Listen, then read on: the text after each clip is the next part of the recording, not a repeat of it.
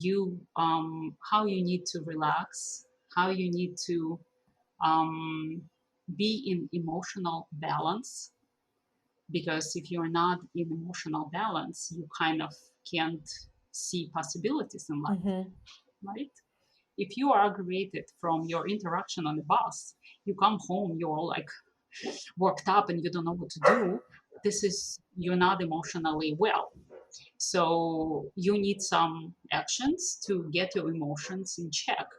And it's not like the planet are, they're not influencing us. It's just the way we are shown that we can actually get our emotions or thinking or self-esteem or values get in check. So that's how it works. So planets, they're not influencing us. Just looking at the chart, we understand how we can actually work on our different part of psyche, Right. different things. So that, yeah, that's very helpful. So if somebody's looking at their chart and they can pull it from the internet, there's a bunch of places. I'll put all of that in the show notes. But for example, you're going to have, like she explained, a bunch of lines connecting different things.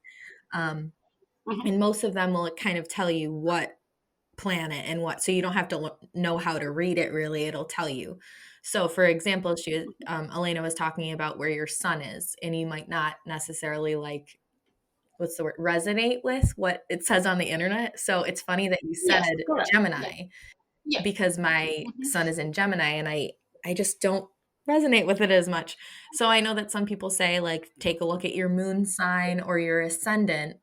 Yeah, What do you yes, have to say about those? I know that you're saying, like, the planets have some type of yes. influence. So also interesting enough, so we have total, we have planets, and not all of them are personal planets.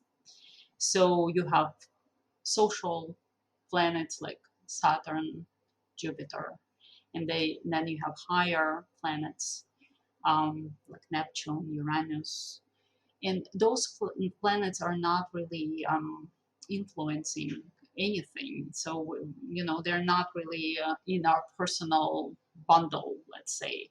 So if your sun is in Gemini and the rest, your Venus, your moon, your Mercury, Mars, they are elsewhere, you might feel that bundle. If you have a couple of planets sitting in one zodiac sign, you might feel more of that, not of your Gemini.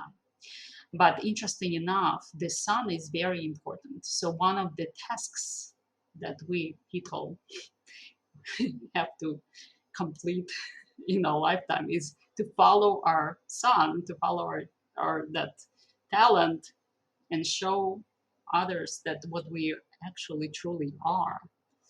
So if you're a Gemini, you kind of you have to constantly show your communication. What you're doing right now, Mhm. communication, um, uh, constantly kind of be interested in things, study things, Yeah, that's me. study multiple things, Yeah. because Geminis are people who basically want to know little things about everything. So, and this is what you have to pursue because this is your sun. That is So show so people your me. talents. So these are your talents. Yeah, that makes sense. I mean, I really do resonate with that. I know that my moon is in Aries, and is that like the emotional? So, like, if somebody's looking at their sun, they're Yes. okay, that's, you can Yes. kind of identify with some of the things. So, moon, is that more emotional, or how would somebody? Yes. Yes. Okay. So moon is emotions. Yes, it's your emotional inner world. So as I said, it's symbolic language. So it can mean multiple things. It also can mean how your mother is, how, things like you have to look at lots of stuff. Right. Yeah.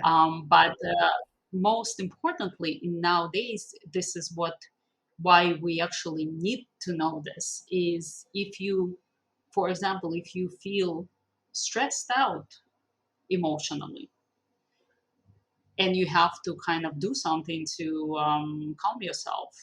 Maybe going to listen to classical music is not really a way to go for you, because your moon is in Aries. So what would be the best way to go about it? Go run outside, go, I don't know, kickbox, go, do sport, go dancing, Latin dance, things like that would emotionally satisfy your basically inner world. Oh, okay. You'll be much more tuned to it, as opposed to moon in Pisces, who would probably benefit from listening to classical music. Right, Okay. so these are different stuff, so you have to pinpoint. That's why it's so versatile. It's complex. Yeah.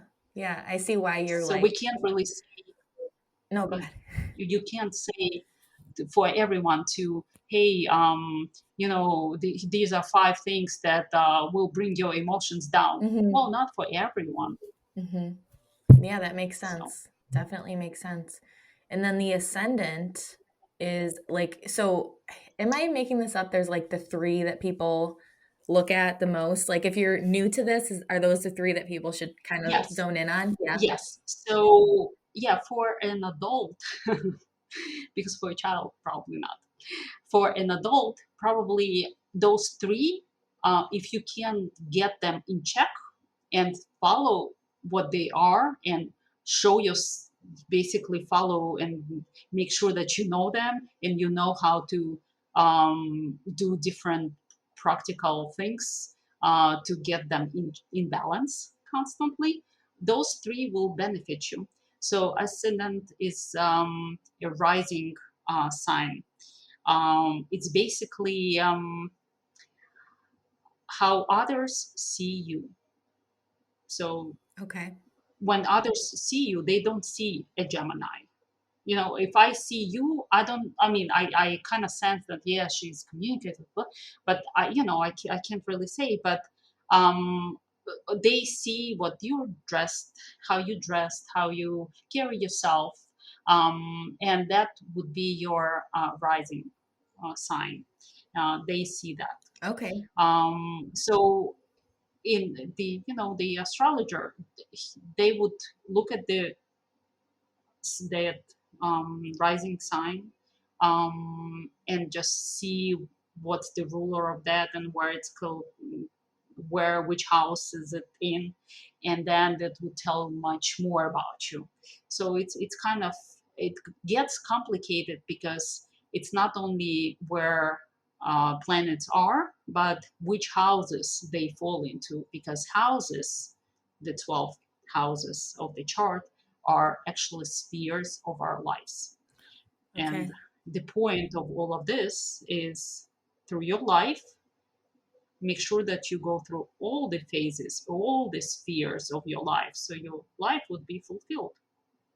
Right? At some point, we tend to focus more on relationships, at some point on kids, at some point on business, or making myself to be something.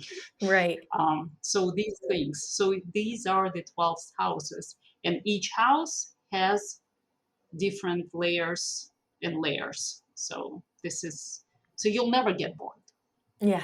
It You go sounds through your like it. life and you never get bored, because you constantly climbing the staircase.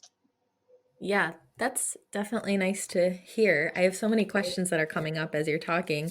So it's funny. So for my bachelorette party, one of the days I had an astrologer come and read everybody's chart for like 15 minutes. So it was a quick snippet, a lot less than what you're getting into, but they all seemed very accurate. Like everybody was really resonating with those things. And she mentioned things from like the past, present, and future. So I'm curious, like, how that works. Like, if you could look forward, like right now, I'm trying to make this a successful podcast. I'm trying to like get somewhere. Do you, by looking at somebody's chart, let me try and formulate this right. Could you see what ends up happening, or do you see what I would need to do, like what a person would need to do to get there, like where they would need to strengthen things? Like, does that make sense? Am I asking a question that makes sense?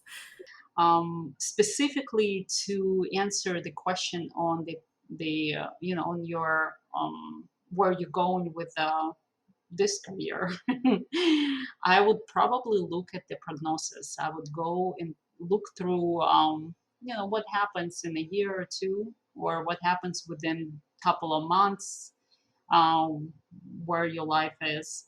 Um, every person makes, decisions, Right. makes their mind quickly, and that changes the scale of life. Right.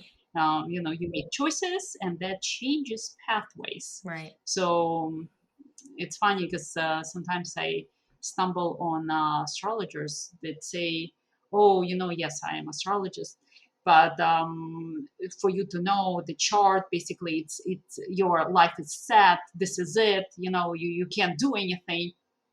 No, it's not true. It's 100% not true. Like, what are you talking about? Gotcha. Yeah. There are layers of things you change within. You make choices. You change as it is. Yes, they not knowing a person's life, you can't really interpret the chart, because that's why you're not a mind reader. You're not at that stand where they read your palms. You listen to what person is, where the person starts, where's their A, and you want to get to B, so you look at the chart to see what's the possible best way to get there. Basically, you want to get there, it means that you already have desire. It means that it's already in your sun, in your soul, in yourself, that that you have to pursue. So Okay, yeah, that makes sense. That definitely helps. And there is really a lot of contradicting information you see online, like you're mentioning. Like, I really didn't know, you know, if it's more about learning about yourself and using those strengths and what you might need to work on to get to where you want to go, or if you could know, like, no, you're on the wrong track, or, so I think it really all boils down to knowing yourself, knowing your strengths, knowing what you need to nurture a little bit more. And yes, about this, you're on the wrong track, and that happens a lot, because what happens is, uh, our first half of the life, we're influenced so much by society, and we may not hear ourselves. So we may not hear our true desires, true goals. If so many kids that I see that say, "Oh yeah, I'm going into to become a lawyer." Yeah, because my parents said that it's a good career. I'm gonna have lots of money. I'm gonna live a beautiful, rich life, and then not no happiness. You seek yourself, and yes, middle age crisis, it's true. Because interesting enough, there are karmic, basically karma, that at middle age says to you, hey, are you fulfilling your true, where you have to be going, true way of you? So this is where people get depressed, because they don't know, they don't know where to begin with this, because they kind of lost. Society has been deciding for them all their life, and hopefully that will change. So mhm. yes. Yeah, thank you. um, On the same kind of vein as you were saying, with people not really saying the things that you would say, so saying that your chart isn't an end all be all. So do you find that, like, if I went to one astrologer and then another, would it, if they were both educated and knew what they were talking about, it all kind of depends on their knowledge of you and what you're looking to do? Or, like, how can you know that you can trust the person that is looking at your chart? yeah, unfortunately, I don't know. Yeah, hard to say. There's so many. Yes, it's hard to say because there are so many people nowadays, and um, I guess if they can truly tell you your true blocks, weaknesses, and you really resonate with what they're saying, Okay, that probably they are okay. that makes sense. And if they're saying, this is what you do